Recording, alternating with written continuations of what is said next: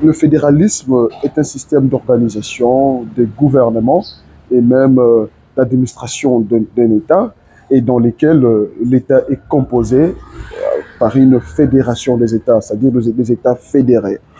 Et l'État, dans le fédéralisme, partage avec ces États fédérés des compétences d'ordre juridique, d'ordre politique, d'ordre administratif et également d'ordre sécuritaire. Et vous savez, dans le fédéralisme, le pouvoir n'est pas centralisé.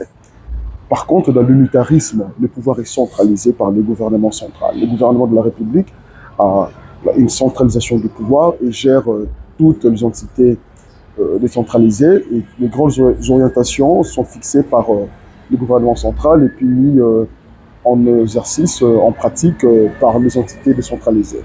Mais dans le fédéralisme, c'est le contraire. Le fédéralisme, chaque État a ses juridictions, chaque État a sa législation, chaque État a son administration. Donc il n'y a pas une certaine uniformité dans l'administration de l'État, dans le fédéralisme.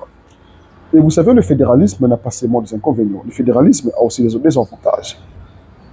Parmi les avantages du fédéralisme, s'il faut les citer, le fédéralisme a comme premier avantage, ça crée une sorte de concurrence loyale entre les différentes administrations du pays, les différents États fédérés.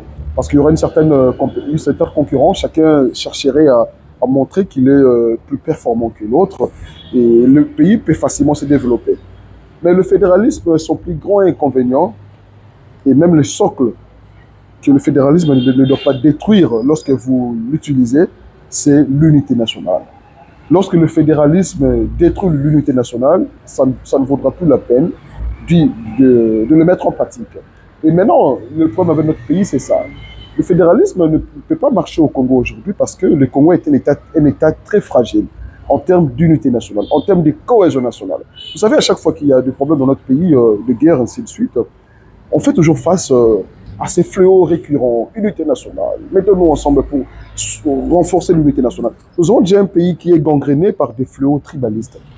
Et lorsque nous embrassons le fédéralisme, facilement, nous pouvons migrer vers les États indépendants. C'est très dangereux pour notre pays.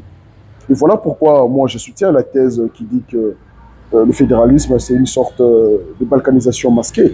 Parce que nous connaissons déjà les faiblesses de notre pays en termes d'unité nationale.